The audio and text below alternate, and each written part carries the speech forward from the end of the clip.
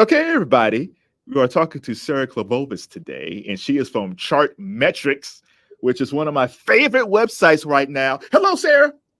Hey, nice to meet Now, nice to you. meet you. Now, Sarah and I have a bond.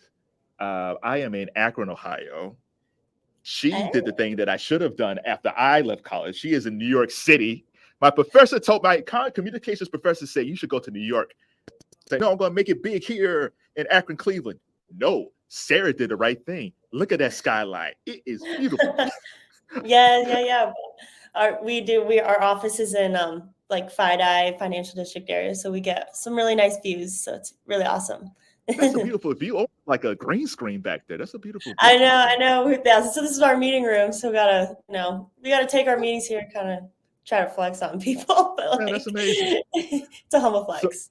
yeah, it's flexing pretty hard. Look at mine. Look at my sitting view. Okay, so before we begin getting into my favorite things, which is music and charts, what is ACRN? ACRN. Oh my gosh, yeah. So I went to school. I went to college at Ohio University, down in Athens, Ohio. Love that school. And so ACRN was the all-campus radio network at Ohio University, kind of just like a student-run organization that is a space for young students, typically who are in those kind of majors like production or music business, but you don't have to be in those majors to be in it. And yeah, they just put shows on around campus. They have the ongoing like streaming of their online radio, and yeah, it's just a cool way for music lovers to be involved. Yeah, I guess my equivalent would be WZIP AUP while I was at the University of Akron. So how Mhm. did your experience at ACRN help you with your position today? Yeah, so quick little background on me. I actually was a pre-med major in college. So I didn't know what I wanted to do when I majored and went to college. And I just did pre-med, but I always knew I loved music. That was like my passion. So ACRN was a really cool way for me to stay engaged with music and with like-minded people who are like in music and in those music business classes, to the point that when COVID hit and I kind of had a little life crisis and was like, oh my gosh, I can't go to medical school. I want to work in music. What do I do? I had that like group of people to go to and ask those questions. And at the same time, I had kind of been having some experience in music, like just putting on local shows. Even you kind of learn certain things how to do. They had like PR team, so that was my first experience with PR, which I later did a bunch of internships in PR. So yeah, it kind of just it was a resource for me to understand what steps to take next when I realized that I didn't want to go to med school and I wanted to eventually pursue music. So yeah. So how did that go from being in Ohio, changing your major, to now being the digital marketing coordinator for Chartmetrics? Yeah, so I actually never changed my major because I was so far in. I was literally like one semester away pretty much from graduating. And I was like, I didn't want to spend the tuition money to go back for another 4 years and do a completely different degree. And so thankfully, the one good thing about COVID is it gave me a lot of free time to be able to explore opportunities. And again, those opportunities were all remote at that time because of the nature of COVID. Everything went online. So I was able to, I started with music journalism internship just because what's one thing that I knew I could do was write. So I was like, might as well start there. And then transition to like a digital marketing, just like a startup music blog running their Instagram and social media. So kind of like pivoting off of skills that I already knew how to do just naturally, and then slowly building that up. And I started getting really into like PR and publicity, and ended up getting an internship with I Voted Festival. I'm not sure if you're familiar, but it's a get out and vote concert. And basically, on the night of the election, you cast your vote and you get an entry into a super big, like don't know how to say it, but an online kind of music festival, just like streaming big artists like Billie Eilish and stuff. And but anyways, the contact that I met through there, she used Chartmetric to book the artist per state. So using our data to see what artists are trending in which states. And eventually, she shared an opportunity that Chartmetric was looking for a summer intern, which I was then graduating. So I applied, and I was fortunate enough to get the position of the summer intern here, which has now transitioned to my current role. Wow. So what's your daily routine like now, being a digital marketer? Yeah. It's really cool. You know, startup life, you definitely get to wear a lot of hats. I would say my main duties is kind of leading our content team. And by team, it's a team of 3. It's me, our lead copywriter and data viz girl, and then our graphic designer. So kind of just always thinking what kind of content we can utilize Chartmetric's data and then publish like on our digital platforms. Another big, so that includes like our social media, like Instagram and whatnot. But then we also have our blog, How Music Charts, which is like where a lot of our stories and really deep insights come from. So, you know, copy editing those, making the visualizations for those. And yeah, just kind of, it's also a big part of it is also monitoring certain trends. So taking the music news and following that, but then also going a step further and putting our Chartmetric data behind it, because that's kind of how the marketing really all ties in together. We take these stories and whatnot, but we always try to back them with Chartmetric data.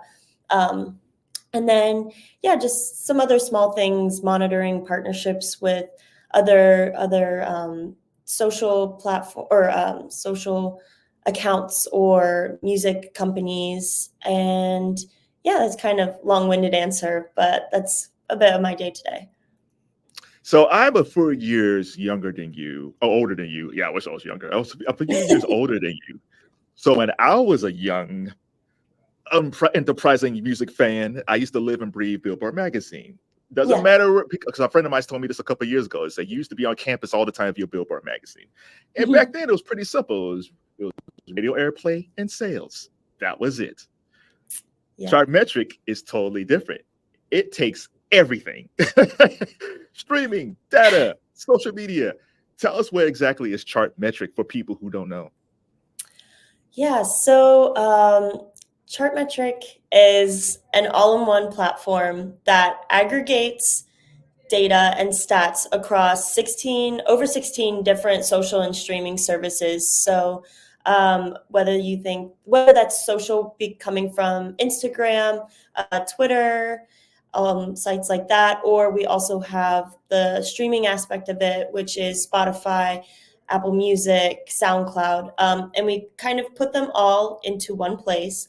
And it's a platform where it's subscription based. But so if I was an artist and I wanted to see all of my data to make data-driven decisions for my career, I could pay $10 a month and go and see my profile, my dashboard, and all of my data would essentially be there for me to, kind of tailor certain decisions and make marketing plans and whatnot.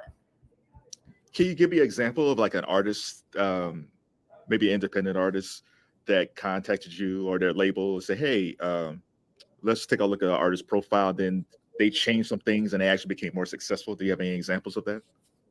Yeah, totally. I mean, we hear instances like that all the time. But one of our favorite that we've written about on how music charts is this electronic artist, Neoni, spelled Neoni.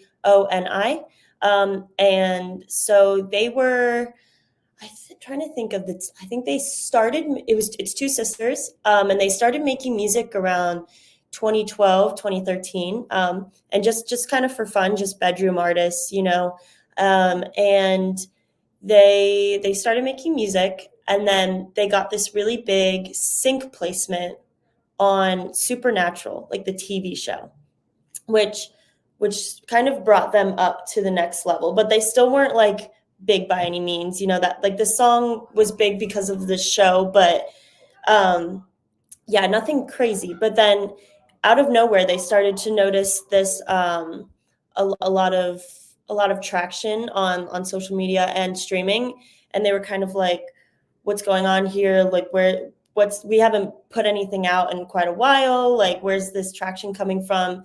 And they used Chartmetric and noticed that their tracks were starting to blow up in like very like locations all across the world, like in India or like Southeast Asia, and they could see on Chartmetric that they had these huge audiences, not in the United States, but like globally.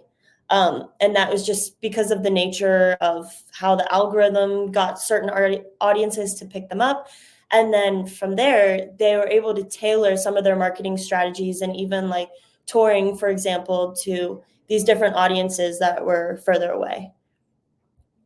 Speaking about globally, so Chartmetric put out a year in review, just an intensive document of information of the music of 2023 with a lot of data. And one of the things that stood out to me, the highest number of emerging artists came from the US, but then after that, it's Brazil, Mexico, and South Korea. South Korea I could see because of K-pop. I actually thought that might be number 2. But I saw Brazil and Mexico.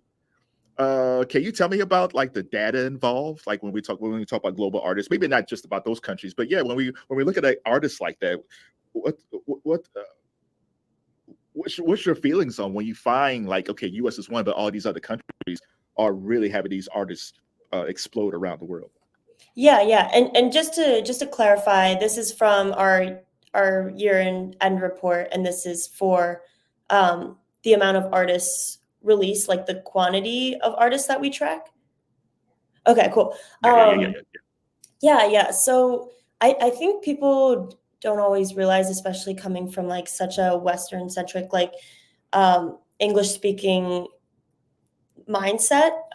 But yeah, actually, when you look in terms of Spotify like accounts and whatnot, Mexico City is actually the number 1 in terms of usage there, and then I think Sao Paulo is like also in the top 5, and a lot of these Brazilian cities. So I guess I just never thought of it until I saw the data, but like these are these huge little pockets, and it's because the cities, I think, are so densely populated that you have just huge numbers of artists coming out of there, and also just exploding there because the way and the nature that people share music there is a lot different from, I would say, the way that like English speakers sometimes share music. I think English speakers have the tendency to, gatekeep and be like, oh, like I found that artist first, like that's mine.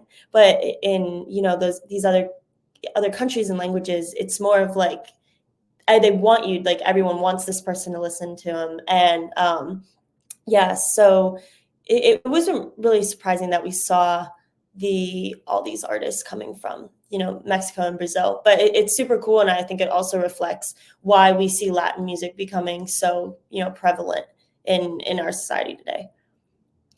Let's talk about the artist chart, because it's a fascinating piece of information. I'm gonna go to the last 2 Super Bowl performers first, and then I'll have 2 more. So I was looking at Usher. So initially when I was doing my research, Usher before the Super Bowl was number 26. And then after the Super Bowl, he's up to 15. And you have like 4 different categories. And the category that he had, like recent momentum, explosive growth. Yes. So tell me about that category, recent momentum. What goes into that when you're compiling this information? Yeah, totally. I'm not 100% sure. There's a lot of algorithm, that we've written, and our data scientists have kind of like created this algorithm that determines that. But I believe it's this month's growth, or the growth from the past 30 days compared to the growth of the 30 days before that. So it's kind of like a mirroring kind of a comparison there. And so in terms of momentum, it's definitely, it's not a surprise in a sense that Usher is having an explosive, like a huge momentum, because if you think of it back to December, I'm sure he gained a bit of engagement following his Super Bowl announcement, which I'm not quite sure when the immediate announcement came out. But now 30 days, into February, he's having just these huge this huge growth, especially with timing an album release around the performance, which is that's just great marketing at the end of the day, but also he has some awesome connections that have allowed him to like do certain things like that. But yeah, it's no surprise, but yeah. So then we had to go back the year before, and there's Rihanna. So the top 10 acts of the past year was Taylor Swift, Bad Bunny, Drake, The Weeknd, Shakira, Rihanna, Mylie Cyrus, Ed Sheeran, who I think is very underrated, Eminem, and Justin Bieber. They're all in the top 10 artists of the past year. Yeah. I am fascinated by Rihanna just because I love Rihanna. Rihanna has not put out an album since Anti in 2016. Yeah. Her last single was on the Black Panther 2 soundtrack, and that was like 2021 maybe. She's still in the top 10. Yeah, and totally. I think there's one thing that says steady. What keeps a person like her, who's not even releasing anything, that impactful on a chart when things are moving all the time with social media and social engagement? Yeah, totally. I think our Chartmetric artist rank and artist score takes in a ton of different metrics. But I guess I would say that, what's keeping her so afloat is she just has been able to establish such a strong base in those areas of the score that like are really reflecting, her position. So in terms of, I guess like new streams, maybe she's not seeing that, but she still has, a certain number of monthly listeners per month. I would have to like look at the exact number, but that allow her to stay, so high up. And the same with her her playlist reach. Playlist placements are huge in determining the artist rank and score. And then I think just like also her follower bases, like she has, millions of followers on Instagram, and even with the baby, like the baby last year and the Super Bowl performance, we did a whole article on how that really bumped her back up. So it's really interesting. You just have these evergreen artists. The same thing with Eminem. Like it's really interesting. Like who's listening to Eminem in 2024? But it's I guess the years that they were so active allowed them to just create such a solid fan base that is still streaming them and following them and engaging them now, that it keeps them up there.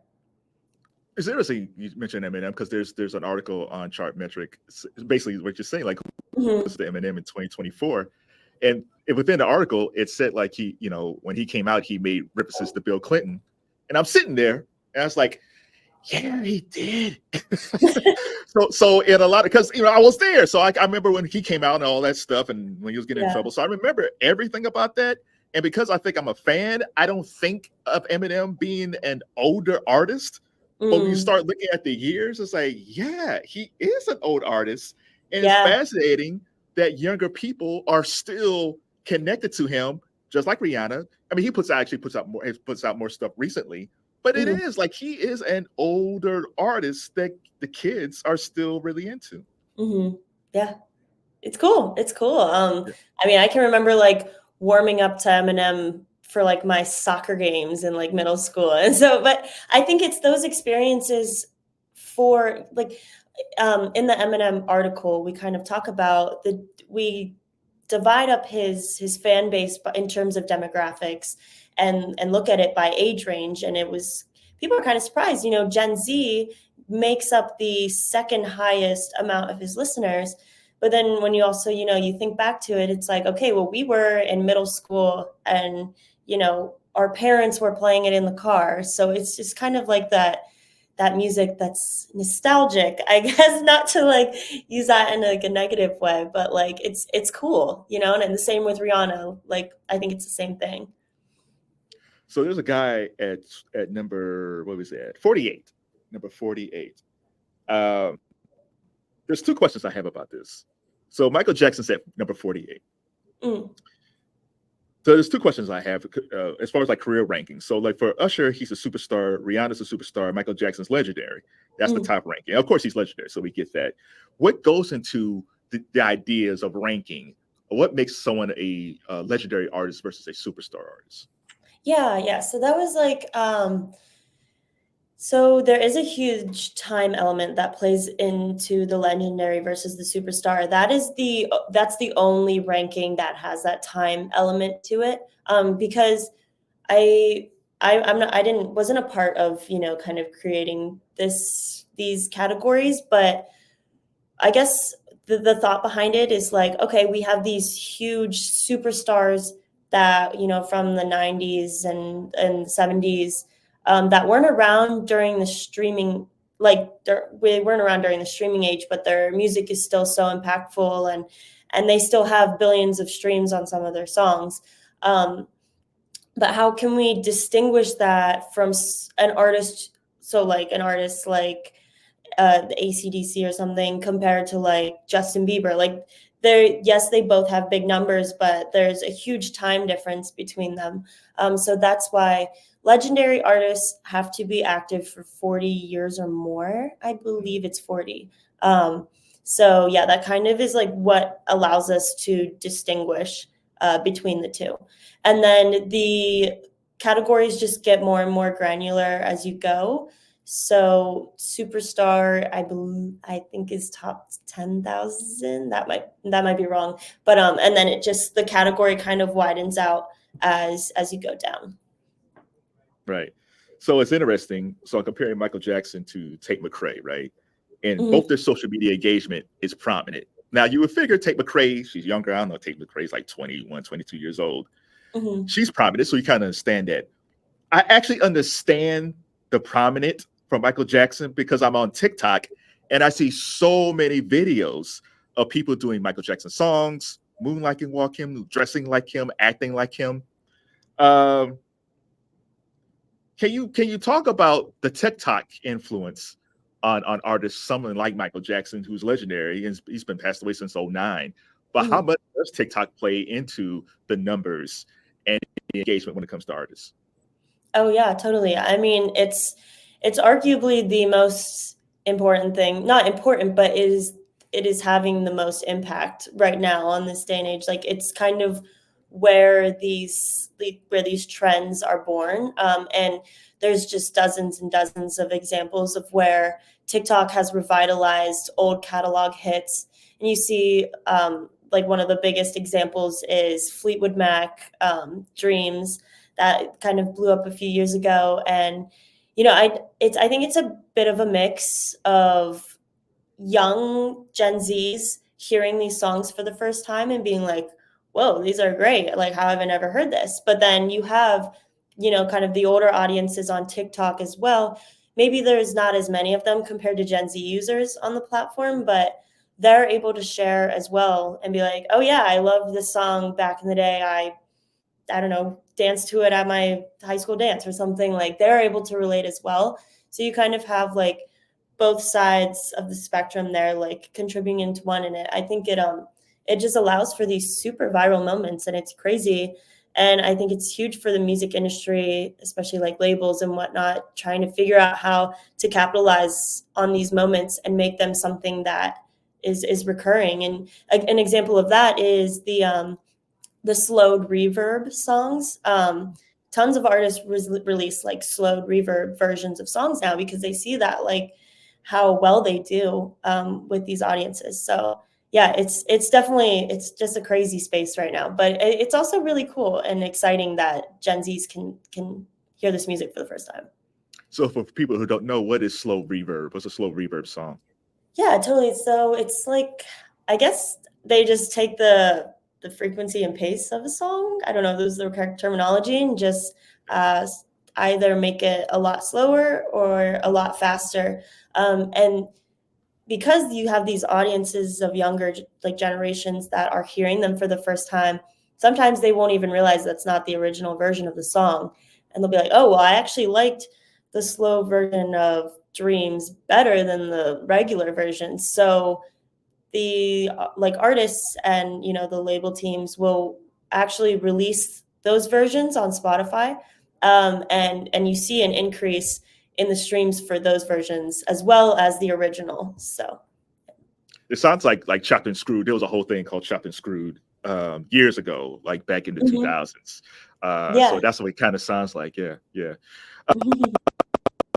Let's talk about Spotify for a second. I think I'll throw Tate Mcrae in here. So Tate Mcrae is 64, and she blew up last year. And I was looking at the music report, and it said like only 20% of artists reach more than 1,000 listeners, monthly listeners. The one thing great about today is that if you're an artist, you can just upload your music, and you can get exposed to people that you never thought you would even touch. But the flip side of that is, it's hard still to break through because there's so much music breaking through. It's kind of hard to make yourself stand out sometimes. Let's talk about the influence of Spotify on the charts and their effect with artists. Yeah, totally.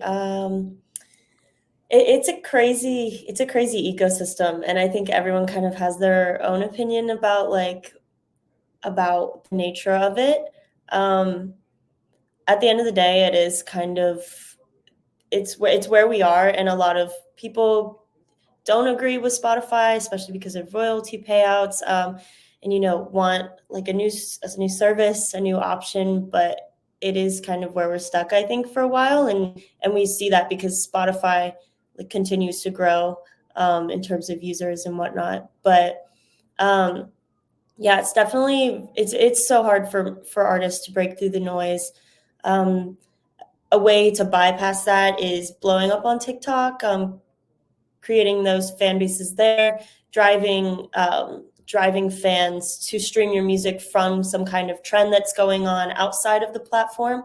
And then you have your ways to try to break within Spotify, which goes into then playlisting, editorial playlisting, non-editorial playlisting, but that also becomes kind of not shady, but just difficult because some playlists are more influenced by certain companies and labels. So it's kind of a crazy space right now, and kind of every man for himself in a way. But yeah, I guess so.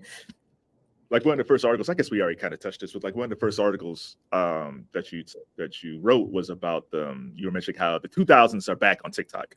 And we talked about the slow reverb trend. Is there any other trends that you've seen recently on TikTok that people might not notice, or something that's bubbling that people haven't really paid attention to yet? Yeah, totally. There's tons, I guess. But they're I think they're growing. They're just very niche, I suppose. They have these little pockets of micro trends. One, for example, being shoegaze. There's a huge shoegaze revival going on right now on TikTok, and even myself, I've always been a big indie rock fan. Didn't even realize that what I listen to now is kind of a down the line version of shoegaze and what happened in the 80s. And because I am on TikTok, I've been super a part of seeing all of those videos, and now I'm suddenly listening to Cocteau Twins and Slow Dive and all of these 90s, 80s shoegaze artists. And yeah, we actually have an article coming out on that next month, so super excited. But yeah, it's that's kind of one. I'm trying to think. Yeah, there's quite a few, but it just depends where you're looking at the end of the day, I think. What is shoegaze? I feel so old. So what is shoegaze? Yeah. Shoegaze is it's technically it's a subgenre of indie rock, alt rock. I don't know if I'm qualified to be talking about this because I'm also a relatively newer listener, but they call it shoegaze because It uses a lot of synth and like Oh. stuff when they play their guitars, and so they're always like looking at the pedals while they play their guitars. So they call it shoegaze because they're staring at their shoes. Oh. Oh, okay. So it's kind of like Yeah. Kurt Cobain with Black Dog, Yeah. Radiohead, but Tom York. Yeah, okay. Not Tom Yeah, York. Yeah, but there's York. Okay, yeah. there's little niche genres like that that pop up all the time. Like I think in 2023, we saw like sad girl indie was like a huge one, and you know the rise of boy genius who just won 3 Grammys. And so yeah, it just kind of depends where you're looking, I think. Right. So speaking of Grammys, so Mylie Cyrus won Best Record and Best Song. Mm-hmm. I really don't know how she didn't win Best Album, but that's a whole different discussion. But it's interesting because on that chart on the year in reports, it said she had the top most viewed streams on YouTube and also the most spins.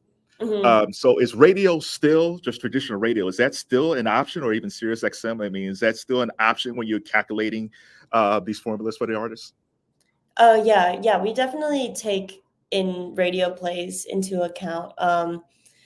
And I think her success on the radio is what kind of allowed her to have so much viral and global success with that song Flowers.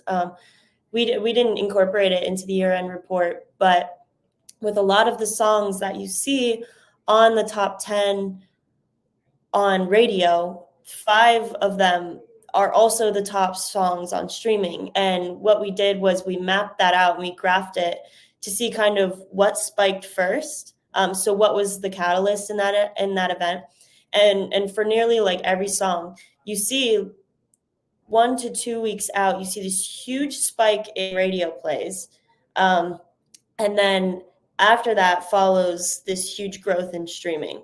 Because I think the radio kind of introduces it to the ear, and then the following reaction is people go and stream that. So yeah, I think people don't think that radio is as big anymore as it was in, you know, that few decades ago, but like it still has a huge impact on what's the top songs right now. So yeah, I think it's still super important. And what about sales? Does sales even count anymore, or not? So Chartmetric doesn't really get into sales at all. We're purely just social and streaming. We don't really have that data that's sort of, you know, very private information for the artist or for, you know, certain companies. So we don't really take anything like that into account. But yeah. What's the most thing that surprised you since you've been working there? Just by looking at all these charts and all this data, what surprised you the most? Ooh, that's a good question. I think the thing that is it's surprising, but then when you think about it, it's not as surprising. But just the ability for these global genres to explode in the way that they have over the past decade, especially with Latin K-pop. Which when I first started here almost 2 years ago, I barely knew anything about. And a lot of what I did when I first started working here was I was looking for these trends. So I would just scour the like top 100 lists of all of these platforms and like the charts and everything. I was just like, oh my gosh, it's just Latin after Latin after Latin after K-pop after K-pop. And I didn't realize, especially coming from a place in the United States, like I grew up on a farm in Ohio. So like I wasn't listening to that music, you know. I was very very secluded in that kind of area. And then now like, and then when you look at it and you realize like it does have like so much global dominance, but then I guess it does make sense because all of that kind of started back, I would say, in like 2016 2018. Like for example, Despacito by Justin Bieber. Like that was one of the first like huge breakout Latin hits that like actually hit the mainstream.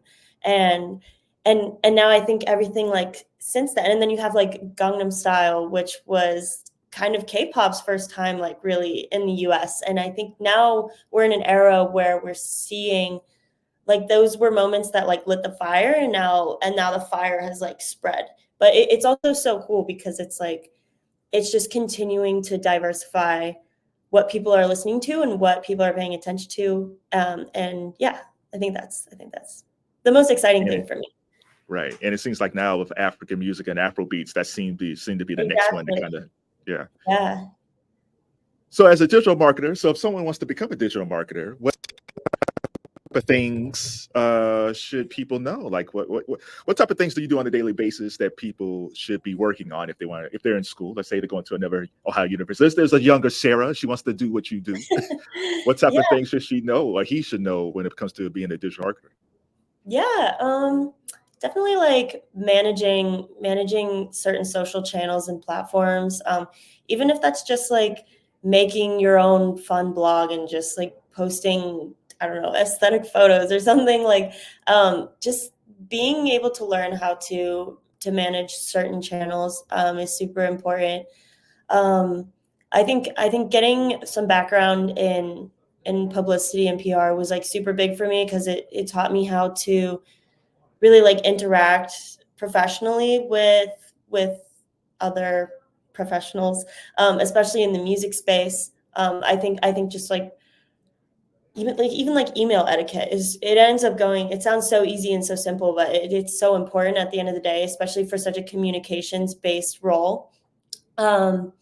Something else, just try to learn as much as you can, read as much as you can, read the news, read like Billboard, but even read like if it's specific to music, then read, like Music Business Worldwide, or where these small blogs that like kind of like How Music Charts, not me like slyly pitching my own platform, but these sites that are picking up on these trends, because eventually, like if you can show that you have the knowledge in these things that not everyone knows about, that's what makes you stand out at the end of the day. And yeah, I think those are some of the big ones, I guess, for advice that I would give. Give me an example of email etiquette that, because I think people don't talk about that enough. So what's a good example of email etiquette? No, etiquette. Yeah. Just, conciseness is so important. Whenever when I try to talk someone's ear off, especially over text, no one's going to read all of that. Kind of like formatting your emails in a way that's easy to the eye, always linking, making it as easy as possible to be able to like link to a work or a doc, or like if you're uploading assets, put all of those assets, don't individually upload them, like put them in a folder, put them in a Google Drive, and then upload the drive. And then also don't just have the drive link, like also link it directly in the text so they can just click quickly, do something like just make it as easy for the reader as possible, especially if you're talking to someone who's like higher up than you. Even like this gets into like job, I guess, interviewing, but like thanking people for their time. If you've just had an interview, research up on like someone if you're about to have an interview so you can like be able to ask them questions. People love to talk about themselves. And I find that is like a great way to just, network almost like in this industry, is just ask people like, oh, how did you get to this position where you're at? And it's also good for you to learn. So yeah. This is an off-kilter question. You're from Ohio. Like I said, you were from a farm of Ohio. Now you're in the big city, New York City. What tips should you give somebody of finding an apartment? Oh, it's a long question I don't have the answer for. Oh my God. It's actually the worst thing ever. But so it was really crazy. I moved here like within a 3-week span. And the thing about the New York apartment ecosystem that is so different like anywhere else is like you will look at an apartment on Wednesday and you will sign on Friday, and then you will move in on Saturday. Like it is so fast paced, and it's really unfortunate that that's the case.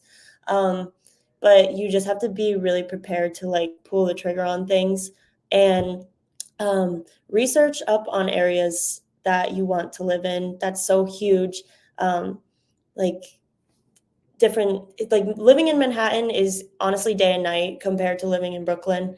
So like if you are able to, like, I would even suggest like coming and seeing the different neighborhoods in the boroughs. And then I guess Street Easy, that's a great like place for looking at apartments. And yeah.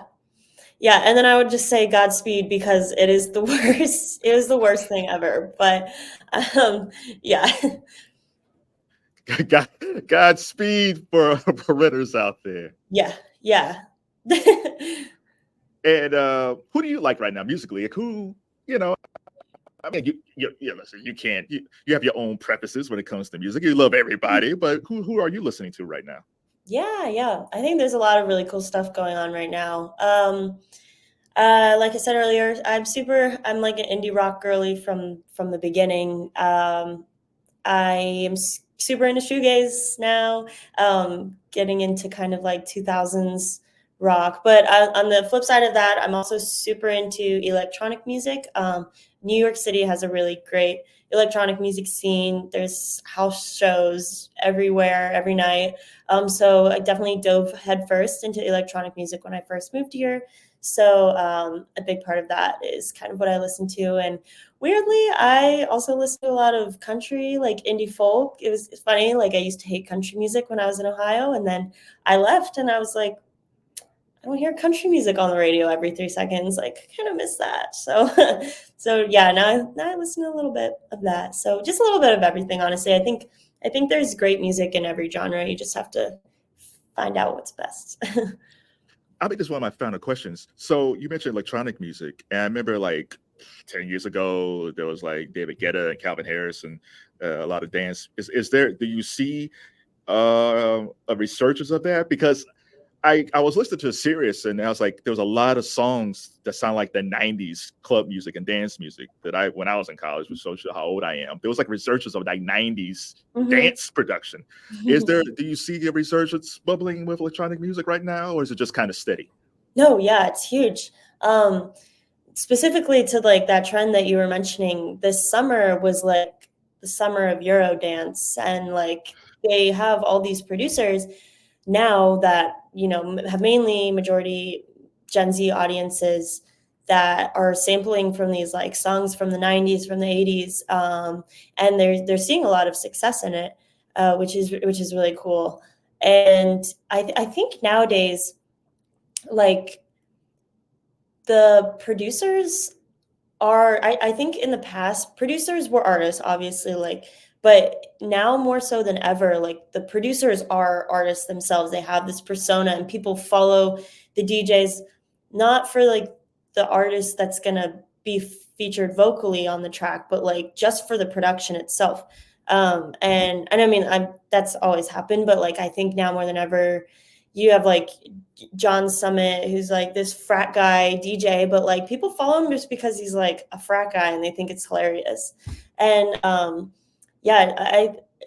electronic music is in a really good spot right now. In our year-end report, we dove a little into that, and electronic music was one of the biggest genres that we saw in terms of volume of release, but we also saw that like dance tracks were also like success-wise having like equal as amount of success. So yeah, electronic music is definitely in a great spot right now, I would say. And I'll make this one of my final questions. You had mentioned about the TikTok trend with Boy Genius. It was called what, sad indie girl rock? What was that? Yeah, sad girl indie. Sad girl indie. So who else was part of that? That trend? Yeah. So I'm trying to think. We have a whole article on it, but Mitski is one. She has that song "My Love, Mine All Mine" right now, which is like a huge indie song. Caroline Polachek. The names are blanking right now, but if you go head to the article, there's a ton of, and especially like art music driven by female and like women artists too, which is really cool. And I think a big part of it is like these teenagers feel like they can relate to these artists and, you know, kind of like what they're saying, especially in a day and age where there's a lot of crazy stuff going on in the world, and it's easy to feel down. So yeah, it's really cool. Just How Music Charts, check it out. It's just sad girl indie revival, or yeah, I think that's it. All right. Well, one of my favorite singer indie girls was Fiona Apple back in the day. So I think about it. Yeah. All right, sir. Yeah, Sarah Kloboves, thank you for the conversation. Tell us why people should check out Chartmetric. So Chartmetric is, as a platform, is definitely for artists and for music industry folks. But all of what we do on our outward facing socials and everything is for music lovers and for fans. We post super fun things like, you know, the top 10 artists right now, or songs you should listen to on Valentine's Day and stuff like that. So if you're a music lover, I would definitely recommend giving us a follow. But if you're an artist, or, you know, you work in music, it's so valuable right now to know your data. The industry is just, that is the direction that the industry is going. Everything is data backed now. And it's a great space to be in and to learn about. It's definitely a little tough at first. It's a little overwhelming, but I can guarantee you we have tons of great options for you. We have learning.chartmetric.com, which is we have study guides and stuff on there, how-to tutorials, and I would definitely say it's worth the time to familiarize yourself. So yeah, it's almost virtually impossible not to have a strong social media presence and be an artist today, isn't it? You just can't you got to be engaged, right? Yeah, it's definitely I would say it is. Yeah, you're correct. Like, you kind of have to. There's tons of artists that, you know, their genre and their niche is being chill and not very like socially out there, but like that's the way that you reach your fans now. You know, even just going on tour, you post your touring schedules like on Instagram. That's how people know about you. So yeah, unfortunately, but it's also it's a bittersweet thing, I think.